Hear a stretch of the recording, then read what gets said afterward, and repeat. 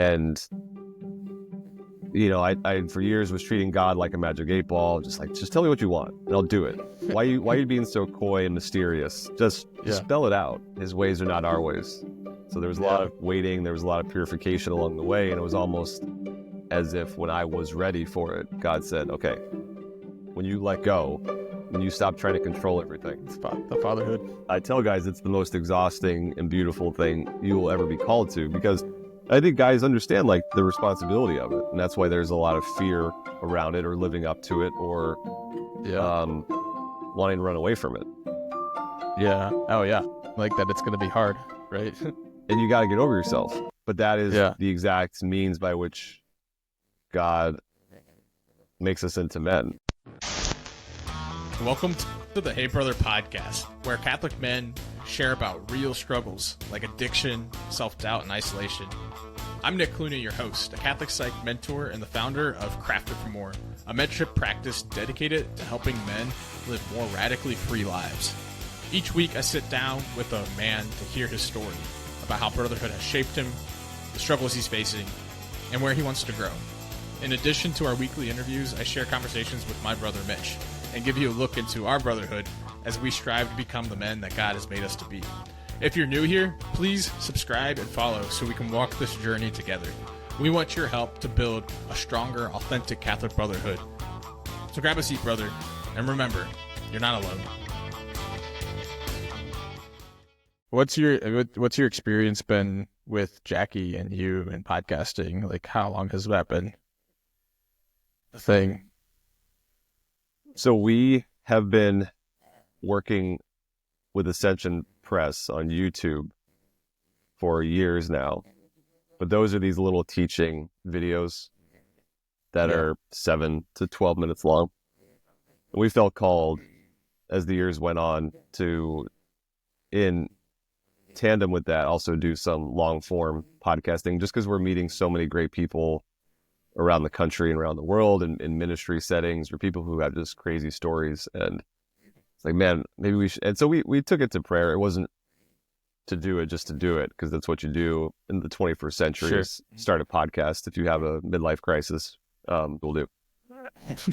But yeah, we decided to call it Conversations with Jackie and Bobby. And so we've been doing that for between, I think, a little over 2 years now, maybe. Yeah. Is it always you guys interviewing people? Is that how the format goes, or is it? Yeah, it's half us interviewing outside people, half her and I talking together about something that is on our minds, or if we've got a new project coming up we want to highlight as the Spirit moves. As the Spirit moves, to go with the flow mentality. Nice.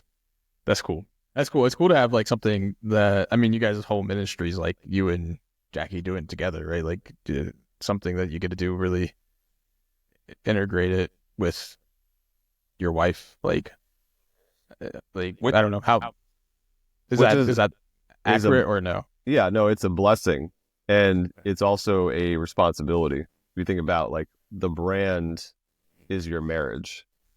Yeah, like, that's cool, and that's also heavy. Yeah, like we know celebrities and we know musicians who, like, the brand was the couple, and if you're not on guard, if you're not nurturing that relationship, it's easy to let it become like a job, or to kind of just drift apart. Mm-hmm. So that, like, well, what hat am I wearing? Are we coworkers right now? Are we parents? Are we out on a date? Like, to nourish the relationship, and especially as evangelists, to take it seriously that we're at war. Yeah, there's a spiritual. Peter Grafe writes about this. Like, step one is just to wake up to the fact that we're in a spiritual battlefield. Yeah, I'm rereading A Severe Mercy right now, and it's an amazing story, true story of this couple, their conversion to Christianity, and his wrestling with grief and suffering. Yep. And he had a friendship with C.S. Lewis, and so his book contains a lot of their back and forth letters. Okay. And I'm about halfway into I'm rereading it now. I'm halfway into it. And he said yes. He's been researching. He's been fighting Christianity. He just said yes to it. And Lewis writes back to him, watch out for the counterattack. Yeah. Nice. And I remember in my seminary, so I was considering the priesthood for a number of years and running away from that call and fighting it, and eventually said yes. Okay, Jesus, if this is where you want me, and was blessed with a really formative 3 years of my life shortly after college. Ultimately felt the call to the married life, and I've been married now over 11 years. We have 5 crazy kids here on earth, 3 in heaven. Yeah. But one of my spiritual directors told me, he said, listen, we receive our vocations. They're heavenly calls in earthly vessels. Yeah. Like they're very fragile in that, like God's Heavenly love is calls. not conditional for us. But when it comes to vocation, like we can let it slip. We can not protect it or have the right boundaries around it. And so I'm always aware of like the marriage itself first. And as we're able to do stuff in ministry, as we're able to put stuff on the internet, great. But it cannot be that's the goal to the detriment of the marriage, if that makes sense. Yeah. I think that's awesome. Like instead of letting the success define the marriage, like letting the success like pour from the marriage, kind of like having it rightly ordered in that way. That's good. I like that saying from the priest in seminary too, of like you said, heavenly calls, but earthly vessels is what it was. Yeah, that's awesome. It's like, yeah, a lot of times in our lives, I think we can fall into that lie of like, if God says it's something, I have to make sure it's perfect because God says it's perfect, and like, then I'll make it perfect too. And it's like, well, no, like it's coming from the perfect source, but we as humans have a long way to kind of make up to get there. So that's a cool way to kind of look at that vocational call. But I also want to let people know who I'm talking to right now and introduce you a little bit. So I'm honored to be joined here by Bobby Angel, who went through the Catholic Psych program with me. I jumped in like a cohort behind you and a few others, but still part of the pilot program. And it's been good to get to know you the past, I guess, like 2 years now, that we've been working together in the Catholic Psych world. And then, yeah, you and Jackie have your ministry that is known through Ascension Presents. And then do you guys have a different name for like what you guys like? Like, is it just the Bobby and Jackie Ministries, or is there like a brand besides that? Yeah, I mean, to the where we started, like the quote brand is Jackie and Bobby, if you will. The solo podcast we have is called Conversations with Jackie and Bobby, but we've been traveling and speaking all over for a number of years now. And I was a teacher for close to a decade in doing campus ministry at an all-boys Catholic school. And we relocated to Texas after living in California. Jackie was born and raised there. I was born in Florida. So 2 different sides of the country. Yeah. Now we're in Texas, in the other Holy Land. It's its own country, right? Yes. It may secede one day. It's so, yeah. Just love the Lord and what he's called us into, the blessings and the responsibilities and exhaustions of fatherhood. And yeah, you and I, Nick, got to know each other as part of that guinea pig cohort, that first wave going through the training. And I mean, I was blown away. And Jackie has told me, like, just she has seen the growth. She has seen just ways that I have been stretched and have been like reintegrated, and things that you don't know. Yeah. Even if you're in ministry, even when you're actively trying to be a disciple of the Lord in the world, not realizing like, oh, I have these blind spots, or, oh, these things I thought I dealt with years ago that it's still kind of, I'm dragging around with me. Like these parts of me that I just kind of learned to walk with a limp, not thinking anything of it. Yeah. So the training itself was fantastic, but also, again, it being anything effective I'm able to do is with the Lord, but it's also an overflow of what he's done in me. Yeah. I think like maybe like a good starting point, then this is what I have to ask guys is like, where was the starting point for you? Hey, if you're looking to grow in faith, fight self-doubt, and step into the man God's created you to be, I've got something for you. As a way to thank you and every man listening to the Hey Brother podcast, I put together a free guide called 7 Tools for Becoming the Man God Has Made You to Be. It's a simple yet powerful resource to help you build stronger brotherhood, strengthen your faith, and live more radically free. To grab your free resource, go ahead and type tools in the comment section below. That's TOOLS, tools in the comment section below, or email me tools with the subject line at nick@craftitformore, and I'll send that document straight to you. Now back to the episode. Like before you opt into where you're at now with Catholic Psych, and 2 years into that, and doing ministry with Jackie even before that, before you guys met, like what's Bobby's story leading up to life now? In the beginning, In the beginning. there was Florida. And then I am a Florida man that you can Google. And that joke, it has different legs depending on the generation you're talking to. So, yeah. The Florida man joke. The Florida I man don't think jokes. I've heard you say it before, but I've never known who the Florida man is. Just Google Florida man, and you're going to get all sorts of delightful headlines. It slays a certain demographic, but the teens of today, not so much. It's like when the Saved by the Bell jokes stopped resonating, I knew the shift had happened. Yeah. And two, like The Office also isn't a guaranteed laugh anymore. Yeah, which is crazy, right? That was like COVID repopularized The Office for a minute, and everyone. It being on Netflix, it just gave it more, like, doing high school ministry or teaching at the high school. It was just, you can make Dwight Schrute jokes and the whole class, like, yeah, it's, hey, great, we're connecting. This is great. And now it's fading, which is sad. Yeah. So born and raised in Florida, cradle Catholic. I didn't really come alive to my faith till late in high school at a really excellent youth ministry program at a neighboring parish, and went all in from that point on. Just like when the scales fall from your eyes and you see like God is real. It's not a facade. It's not a charade. It's not some myth that we collectively just retell year after year. It's really real. Like when you've had that encounter, you can't go back. And even if you're fighting it, even if you're trying to still hold on to old ways and old habits. But for me, undergrad was a really amazing time of practically living at the Newman Center across the street from the University of Florida, where I went. And I'm reading Scott Hahn books in like the college cafeteria, and just for the first time really wanting to know what we believe as a church and why we believe it. And did you come in prepped with that? Like high school, like into college, you're like, I wanna know the faith, or was there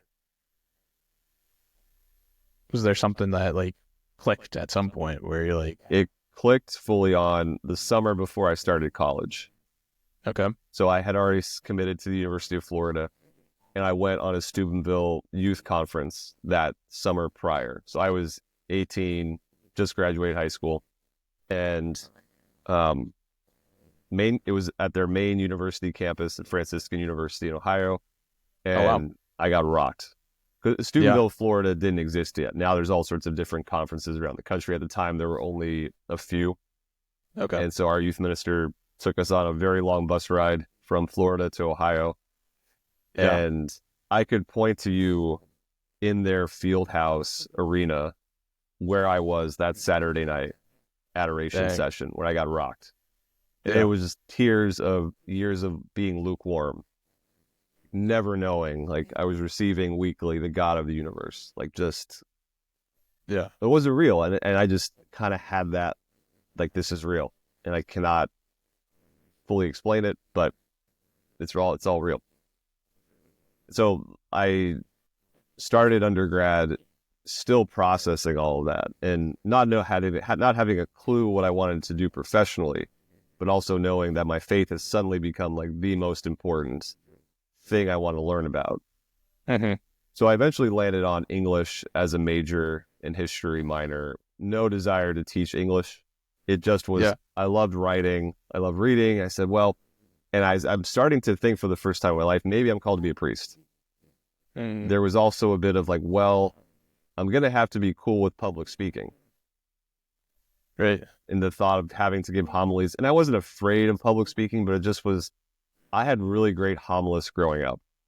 Yeah. So there was a sense of, I want to give back to that if that's where God is High calling bar. me. Yeah, like, you know, you see Father so-and-so processing in, you're like, oh, sweet, we got Father Tim. Yeah. You know, like I grew up with some really great preachers. And I looked at the Dominican order. We didn't really grow up with Franciscans, so that wasn't a reality of like considering. And I think, you know, if the CFRs were more visible where I was or growing up, I may have considered that. Like, you're not hardcore unless you live hardcore. But Yeah. I had a real piece with the diocesan track. Like, I kind of love the jack of all trades approach of a diocesan parish priest. And so that's where I felt most. But I was very much kind of like, but I want to date. I want to be normal. I like girls. Sure. But kind of felt this magnet of like considering the priesthood. So ran away from God for a bit. I was a firefighter briefly after college because we have family history of service there. And I thought, again, I'll do life on my terms and I can serve people and have babies still. And but God, like that hound of heaven, wouldn't leave me alone. And I realized I'm going to be an old man and wonder what if I don't answer this. And made the tough decision to leave the fire department. And I mean, I had a lot of support. I had a lot of guys come out of the woodwork as Catholics and tell me they were proud of me. And I had a few that were like, why don't you just go be Episcopalian and get married and then come back? Yeah. Like, not how it works. You can't just shut it off. You gotta. Yeah. Can't. Yeah. If you're trying to game the system, they're gonna catch you. Yeah. But did you have like a sense of brotherhood there in the fire department then? Like, is that like what you kind of a choice that you had to leave, like when you're going to seminary? So here is, and I love the whole concept of your show, and I always think of the DJ Viche song whenever you and I talk about it. It always plays in my head for at least one bar before I come back to it. I don't know if you can get the rights to make that your opening, but that would be a good opening. Just do GoFundMe to whatever that would cost. Yeah. There we go. So anyway, the theme of your show I love because for me, it has been a bit of a theme in life of a real appreciation for brotherhood because I feel like I didn't really grow up with it. I have a little brother, and we were best friends growing up. And he always had to be Cyclops. If I was Wolverine, he had to be Robin. If I was Batman. Yeah. You know, nice. I'm Mario, he's Luigi. Yeah. Poor guy. I've got two boys right now, and I can see the that trend happening, right? Like you're the older brother, right? Yeah. Yeah. The older brother, like we watched the Mario movies. So it's a good analogy that it's like, oh, I'm Mario, you're Luigi. Like obviously. Obviously, yeah. But I didn't grow up with a ton of like kids on the street. And even like K through 8th, and even to an extent in high school, I had buddies, but I didn't really have I had one best guy friend. But in the sense of virtuous men, by the end of high school, I think I realized I don't really have that. Yeah, I had teammates and I had buddies, but who was pushing me to become a better man and take the things of life that are worth taking seriously? And so for me, I think there was a hunger and a deep appreciation in college, to the fire department, to the seminary, to even the all boys school where I taught, where God has just continued to bless me with really holy dudes. Yeah. A friend of mine, she says, guys, you need to make sure you have brothers, not bros. Like, we've got a lot of bros, but you really need to find some brothers. Yeah. And I feel like undergrad started this train of God bringing me men in my life who knew how to joke, knew how to play pranks and laugh at themselves and others, but also knew when to get serious and get real and call one another out, or just lead by example to be better. Yeah. Is the whole bro versus brother thing kind of like the square and rectangle thing? Like you could be a bro and a brother, but you can also just be a bro. Kind of like you know what I'm trying to say? Ask Claire, like, because the guys who could joke with you and have fun with you, they're bros, right? But like they also challenge you, like, and the full scope of it is like brotherhood, I guess. Is that what the distinction you're making there between the two? Yeah. Like a bro is just either a gym bro or someone you're playing video games with, or you've got a common aim of fun together. Okay. But it doesn't necessarily mean we challenge each other. Yeah. It's you do you, man.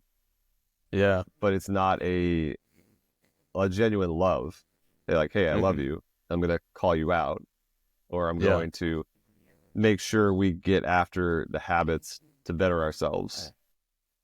Like that's the deeper brother ache I think we feel that we don't always know what to do with. Yeah. We either minimize it and we're like, well, I'm fine on my own. We kind of go the lone wolf. Or the funny thing too of like, we tend to also over sexualize it.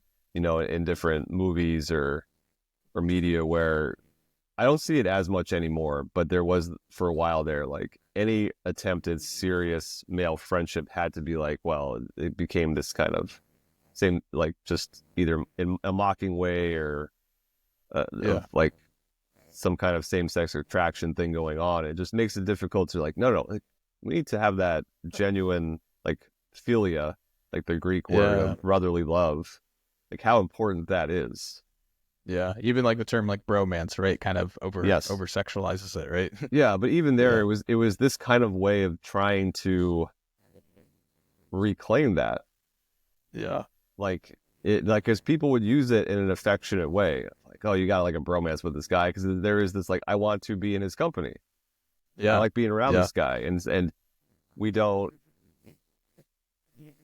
When my wife and I will present on love, I love getting into the whole the four loves of, you know, in Greek you've got these at least four different variations of the phenomena of love.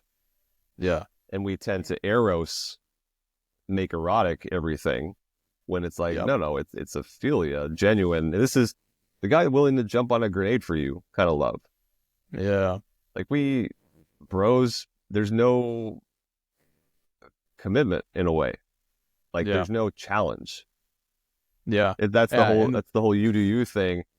Like he's not going to challenge me, I'm not going to challenge him. We have fun together, but that's it. It's very superficial. And the ache of the heart is like, actually, I want a guy who's willing to jump on a grenade for me and I for him.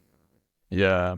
Yeah, absolutely. And I think what you're saying, it's like so easy as a man to kind of minimize that need, or like ignore that need, or even like just miss it, like, and think that it's something like you see it and then you think being a bro is going to solve that, right? Like you feel like you have brotherhood, but it's really kind of the shallow end of brotherhood and not really like that deeper fulfillment of like, yeah, actually this guy got my back. And it's easy to kind of miss that. So you were saying in your story though, like you started to experience that almost like a deepening through each stage of life, starting with college, then having some of that in being a firefighter, and then seminary was maybe another highlight of that aspect of growing in brotherhood or understanding deeper brotherhood.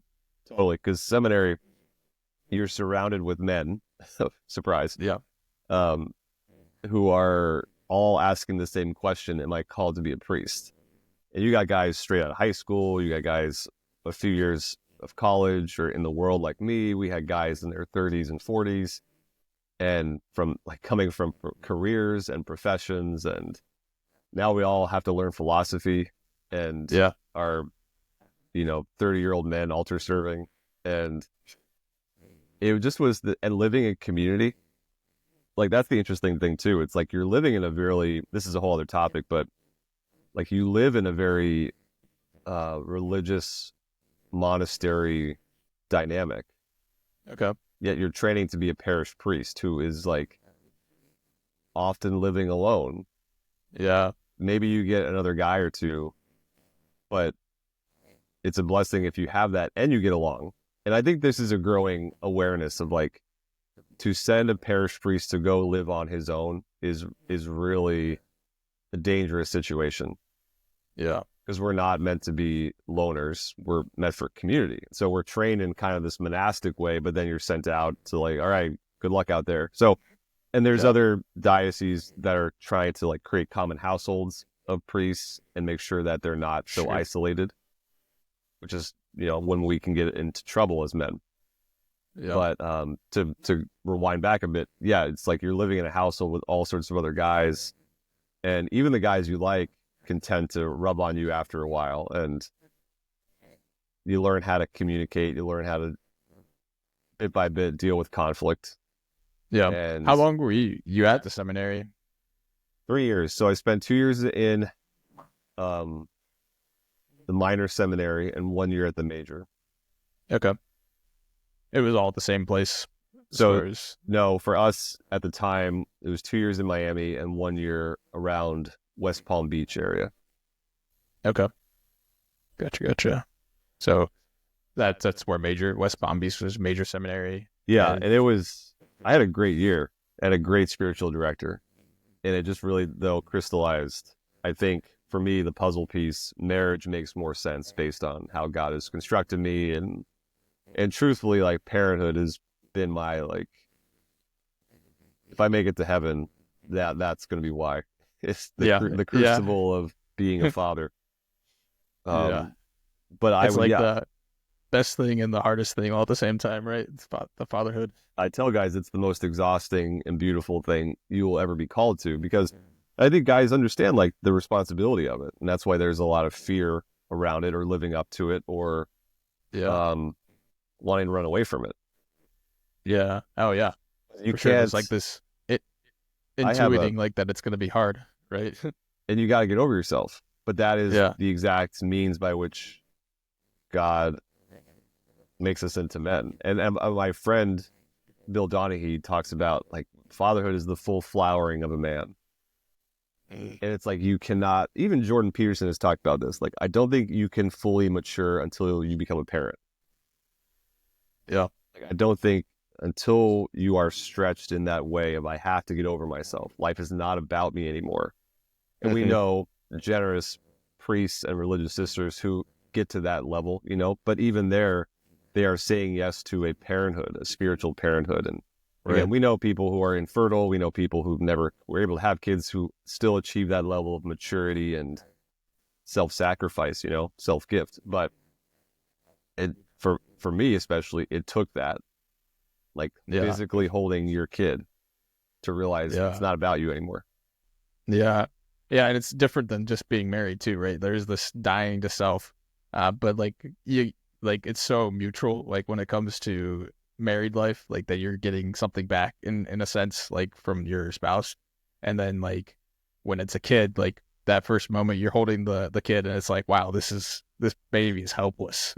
And it's one, it is a gift. It's a total gift. And it's like that rise of responsibility that you feel like. I've talked to a lot of guys, a lot of dads about this, that like, what the heck? All of a sudden this comes out of nowhere. Like one guy was telling me like he thinks his depression was healed just because he had a kid. Because all of a sudden like he had purpose, right? Like, and not that he didn't love his wife and that there wasn't purpose in that, right? Like, but like, here's this helpless like kid that I need to take care of.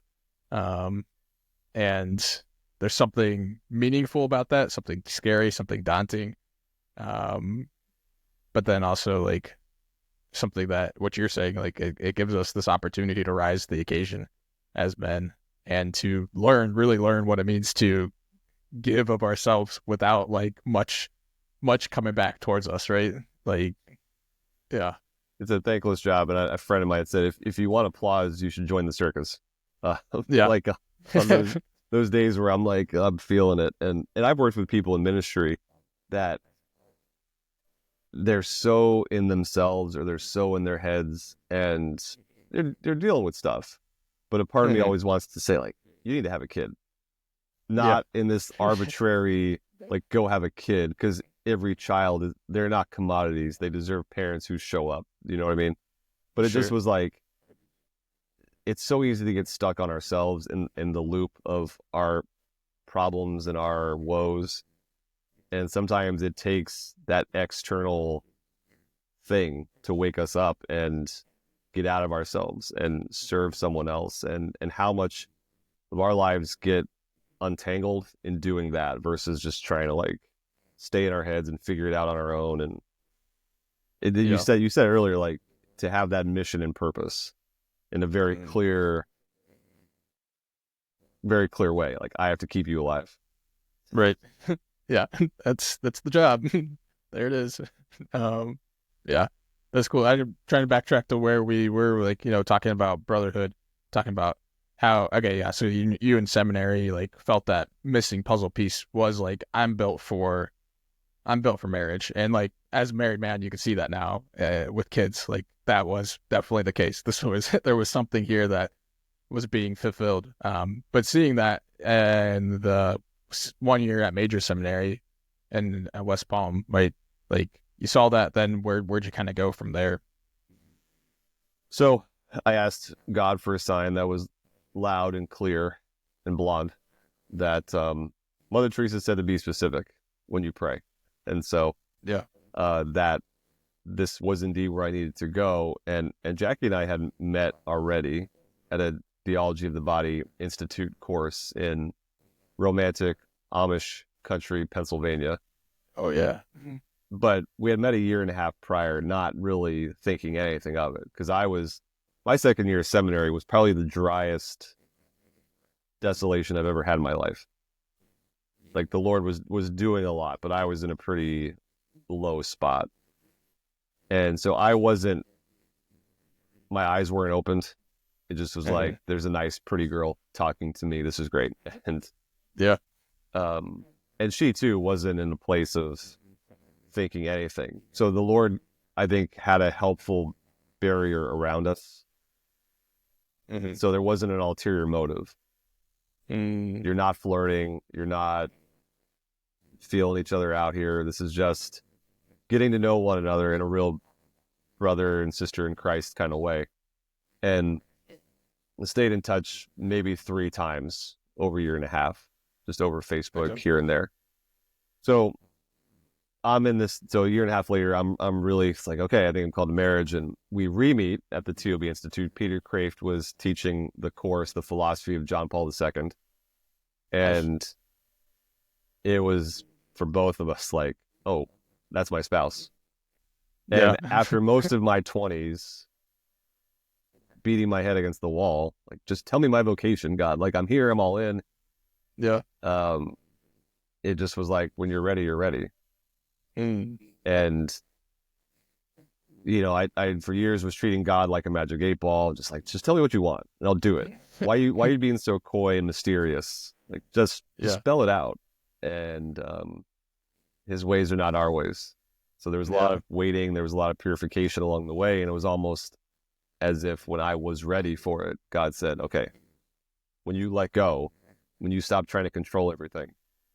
Yeah. And the layers of that, because there are stages of surrender and purification. And we think we're ready. We think we're good to go. And yet there's parts of us that still grasp out of fear or don't think God's going to come through. So I better take care of it myself, like how that can pop up. Yeah. And was that what you felt like you had to let go in order to see that? Like, was it grasping for control, or was there something like pretty concrete that I think in a subconscious kind of way, like, because on paper I could say, listen, I left the fire department, I'm in the seminary, like, what more do you want from me? And I had classmates that they had really settled in. They were in a place of peace of, yes, this is where I'm supposed to be. I know this is my vocation. You had some guys freak out and just leave, like not leave well.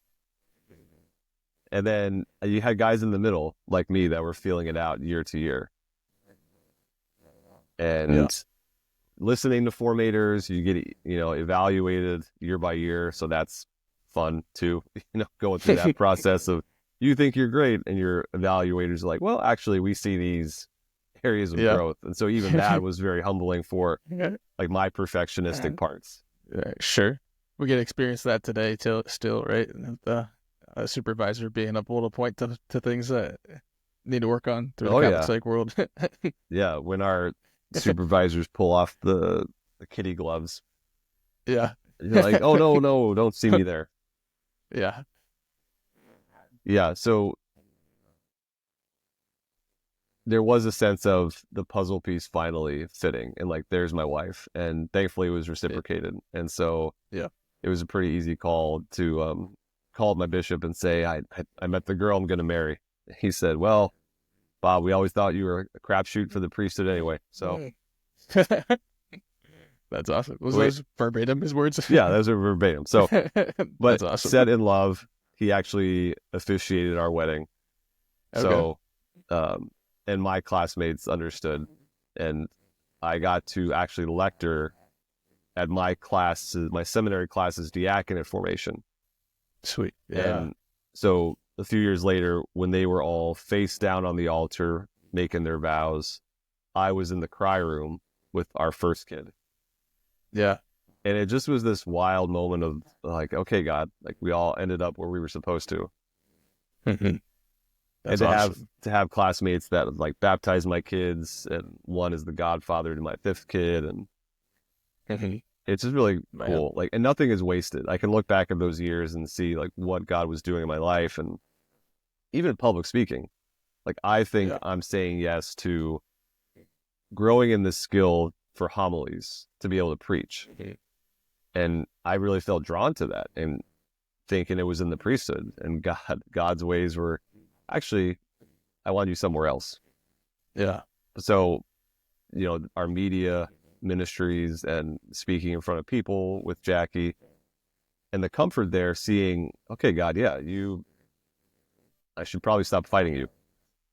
Yeah. Man. Yeah, it's crazy. It's Providence weaving together things that we would never kind of expect. Like, I'm sure if you could have a conversation with Bobby back in seminary and be like, yeah, dude, like, you're getting prepared to give talks, but not as a priest. Like, that'd be a pretty wild conversation for the younger you to sit with that. But what I kind of like turn to a little bit is that, when you're talking about lecturing at your classmates, former classmates, diaconate ordination, and those guys being godfather, baptizing kids, like getting that real sense of brotherhood there. What's brotherhood looked like for you through the whole of life? Kind of like I said earlier, it's been the development from bros to brothers. And so even the all boys school that I went to work at, we had a great schools, like parishes, like companies. There's ebbs and flows of employees coming and going. And when I was there, it just was this really fantastic time of great people in the campus ministry office and the theology department, and a lot of knuckleheads, men who knew how to joke and pull pranks, but also knew to take their faith seriously. And we get in like real honest conversations with one another in the off periods or on retreats. And still to this day, I'm texting these guys, and but yeah, and can also, along with memes, get real when we need prayers, when we need to talk stuff out. Were you guys outnumbered at the school as far as like guys to girls, like faculty?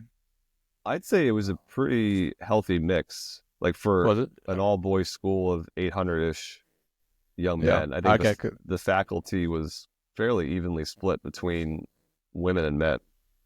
Yeah, I guess I didn't really think about the fact that it's all boys. That, I think about Catholic schools that I've seen, and it's usually like, if you're one of the guys, you're like one of the two or three guys that are working for that school. Right. But having an all boys experience, it makes sense that there's more masculine presence, I suppose. But they need women.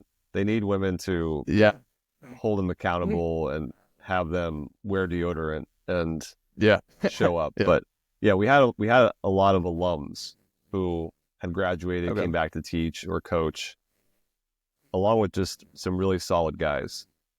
That this was great too at the time. Was our retreats was a beautiful blend of the theology department guys, campus ministers, but also like science teachers and coaches and like history. So you just saw like it wasn't just this kind of siloed, like, oh, the retreats are the campus ministry people. It was the whole school sees like these are important. And we're losing classroom minutes, but guess what? They need to know Jesus. And maybe the reason they're having issues in the classroom is we're gonna get to the root of on the retreat.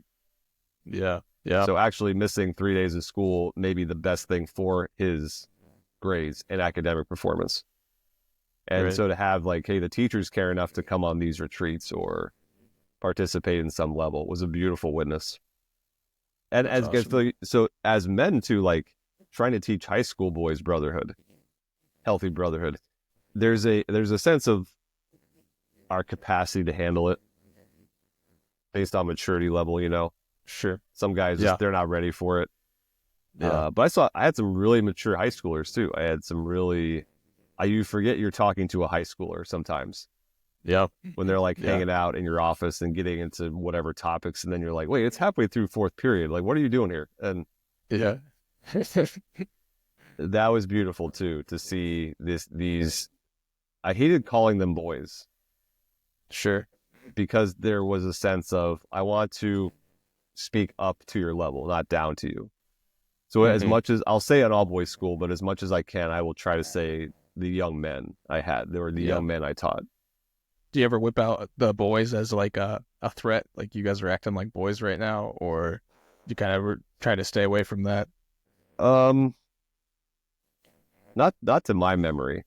Not to your memory. Okay. I feel like that was like part of. What I would do is, if they ever use the Lord's name in vain, I would have them go into a plank position. Oh yeah. For at least a minute. Yeah. That's good. Because that's good. That was something that it's like, listen, you may not take the name of Jesus seriously, but I do. And a lot of them, it's not malicious, it's just habit. They're not even thinking about it. So to become at least mindful of your words, and you need to strip the name of Jesus as a flippant cuss word. Right. So in my class, they knew it. They learned it quick. And because they're like, oh, I can do push-ups. Like, great, 2-minute plank. Yeah. Yikes. Yeah. Yeah, that's good reinforcement. And learn quickly. Yeah, they knew too. This isn't me being mean, because I also wasn't great at like, oh, don't smile until Christmas. It's like, I'm gonna be myself. Yeah. And now I also taught theology, so my aim was, I want you to know and hopefully love Jesus by the end of this. Like, yes, I have to give tests, and it's going to be semi-academically rigorous, but my aim was, even just by example, it's the whole more is caught than taught thing. Like, I was blessed with to work alongside so many great theology teachers that walked the walk, that were normal, but different. Like, they would go to the sports games, they would nerd out about the Marvel movies, but they also you'd catch them in the chapel. Like, you'd see them praying before school started. Yeah, that's awesome. And so for the guys to have that witness of, you know, Mr. So-and-so takes it seriously. It's not just a class. That I loved the people I was blessed to work alongside in that season of my life. Was that hard to leave? Yeah, totally. It was the right time, in that I could feel God opening doors for a reason to get us to Texas. It was during the COVID time, and California just went crazy, and it was not fun being a student anywhere in the country. You know, it was not fun being a teacher. Yeah. And Jackie also was just in a place of feeling like the Lord calling us to relocate. So Yeah. it's been great. We love our Dallas parish. The school was one of these, like, I could see myself there for the next 30 years, or I could also see God saying, hey, I need you elsewhere. Yeah. Yeah. Did anyone join you guys in the exodus to Texas?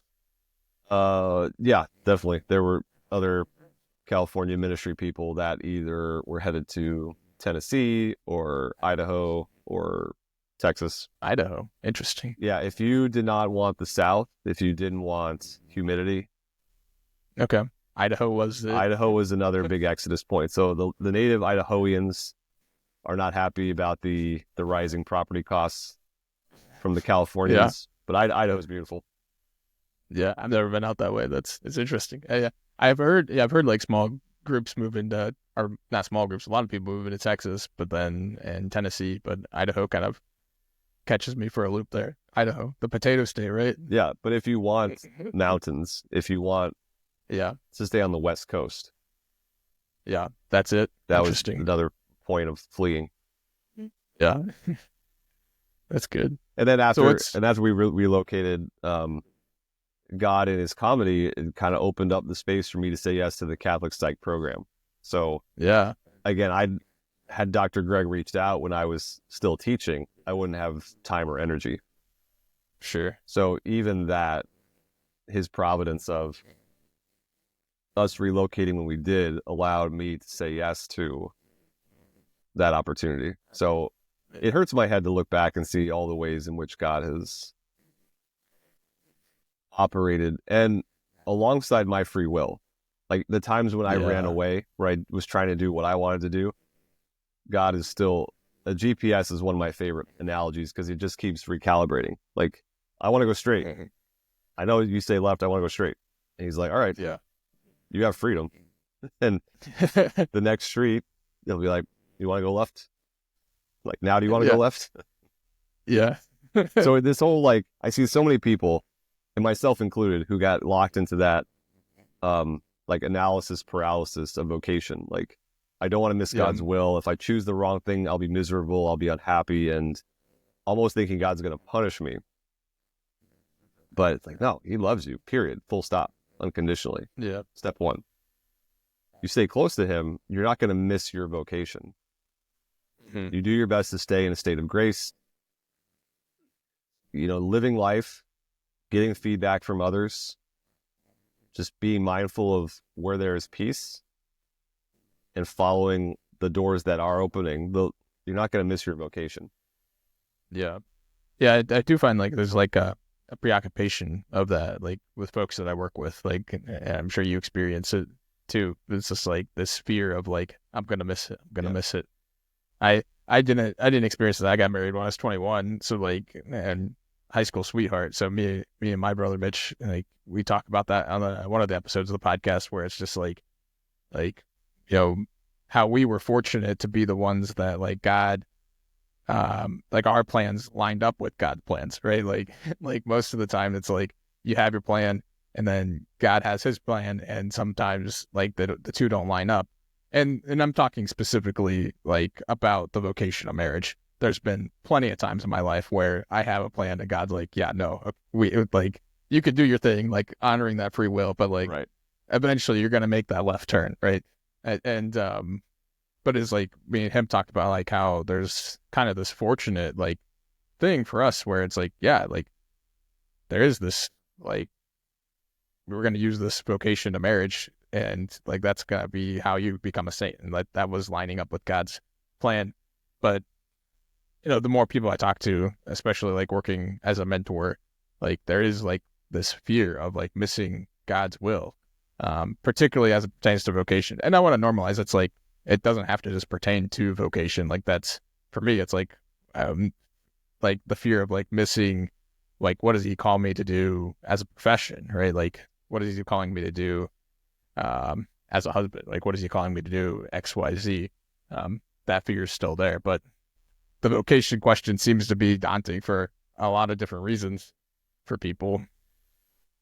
Yeah, young adults especially, which I have such a heart for. Jackie and I love doing college ministry and working with young adults, and Because we've been there.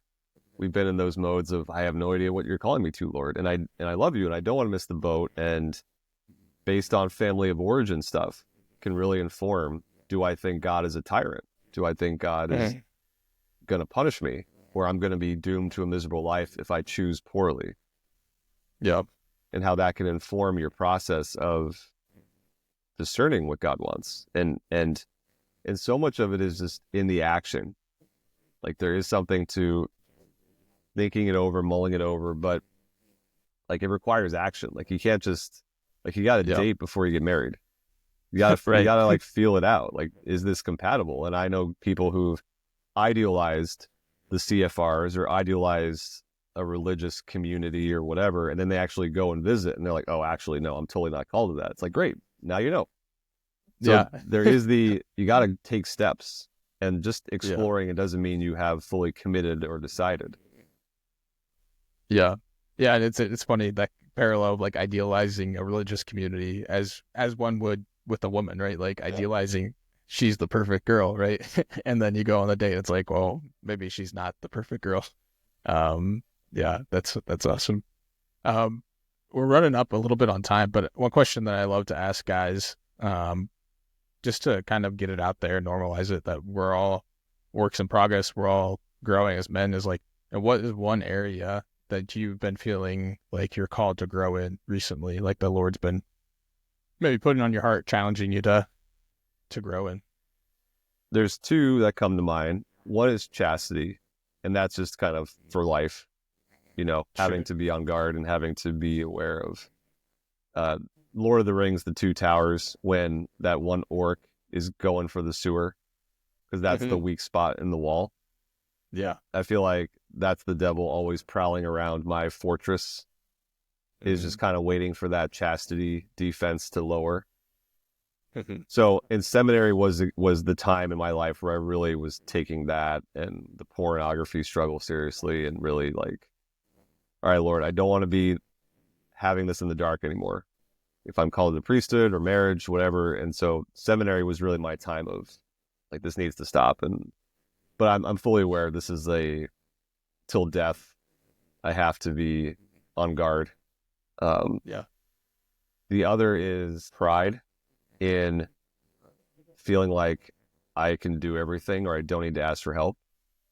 I heard it said years ago, when the devil can't use our weaknesses anymore, he'll use our strengths. So interesting. If you have a servant heart, the temptation is going to be to overserve to your own detriment. And for me, I know as a husband and father, there is that constant sense of, let me serve everyone else. To the point of, I don't voice what I need. Yeah. And then that other part grows resentful. Like, why can't they tend to my needs? Why can't they see me? Why can't they see or at least be thankful? And it's like, well, I'm not asking for help. I'm not saying, like, people can't read my mind. So, and really just as of late, realizing like, how is that pride? Yeah. Like the subtle connection of like wanting to serve and the good that is, but in not asking for help, like, where is that masking a really sneaky pride of, I don't need to ask for help. I can handle everything. I'll tap God in if I need him, you know? Sure. And then wonder why I'm feeling burnt out and tired all the time. And so I've been doing the Litany of Humility, which is a dangerous prayer, but that's been a good prayer.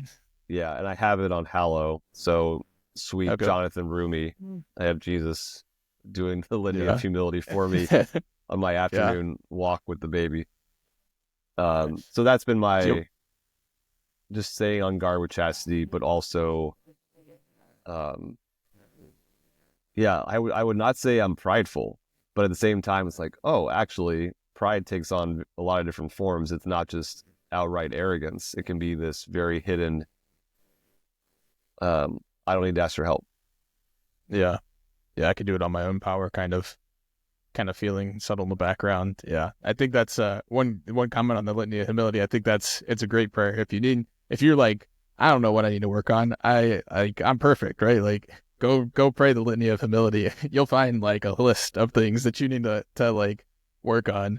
It's great prayer. But it's also like one of those things that hits you, at least for me, anytime I pray, it hits me to the heart. It's like, oh, yeah, that's something I need to look at, work towards, growing in. The other aspect is like, not aspect, but what you're saying with, yeah, I think it's really relatable to a lot of men for this whole, like, I'm going to serve.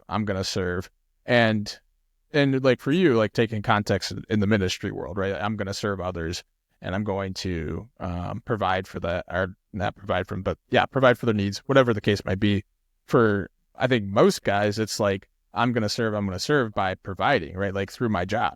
And we get trapped in this kind of mindset of like, yeah, I'm serving the family and like, I'm doing it. Like, why can't you guys be appreciative of like the things that I'm doing for you by, working 60-hour weeks or working on, side projects to provide, which it again, like there's a good desire there, but there's this mindset of like, it's gotta be me, right? I gotta be the one who provides for the family. And so I think that area that you're saying you need to grow in, like letting go of that control, letting go of that, like, maybe not even control, but like resistance to asking for help, right? Like a lot of guys can relate to that,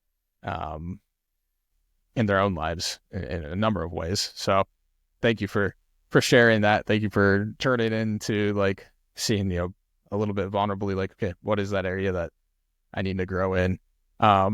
Is there a good place that folks can plug into? I guess you mentioned, there's like a website for Jackie and Bobby, the podcast that you guys do. Anything that, you want to plug?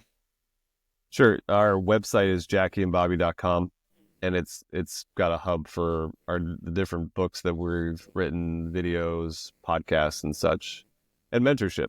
So you and I have been trained in the program, and I've been blessed to be working with clients ever since, we got out of it. I've had been able to work with people around the world. This is the cool thing too with the technology we use. I've gotten to work with people from the UK and Australia and Costa Rica, and it's pretty wild. Yeah. So that's what I love. Like that. That's what I miss from the classroom, is not the grind of teaching and grading, but the one-on-one encounters with students. And mentorship is like the best of that, is I just get to walk with people without having to grade papers. So all that is on jackieandbobby.com, and I'm on Instagram too at bobby.angel. And yeah, thank you for your ministry, Nick, and what you're doing, especially for men. It's so needed.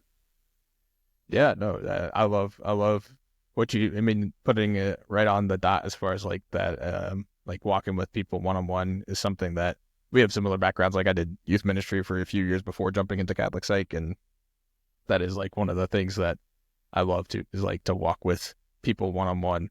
And I can say you're welcome to I don't know if that's the right response. Thank you for doing the ministry. You're welcome. But it's also one of those things where it's just like, I love what I'm doing. I feel called to it. It's like one of those things I like, getting thanked as a husband or a dad.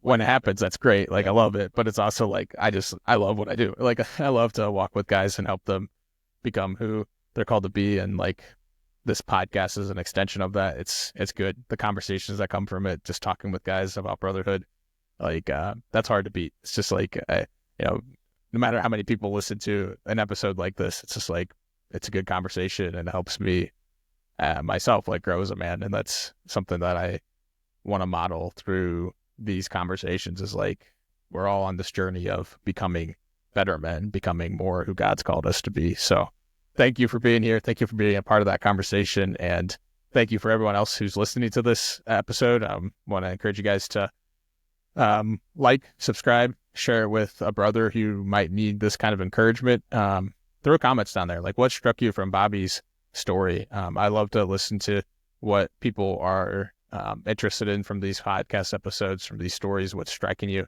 helps me know, like, okay, what do we need to lean into? Do we need to lean into people's stories more? Do we need to learn into encouragement more? But then also, I just really love hearing from guys and hearing where you're at in your own journeys. So throw a comment down on the comment section and send me an email at nick@craftedformore.com. I'd love to hear from you guys, and we'll catch you next time.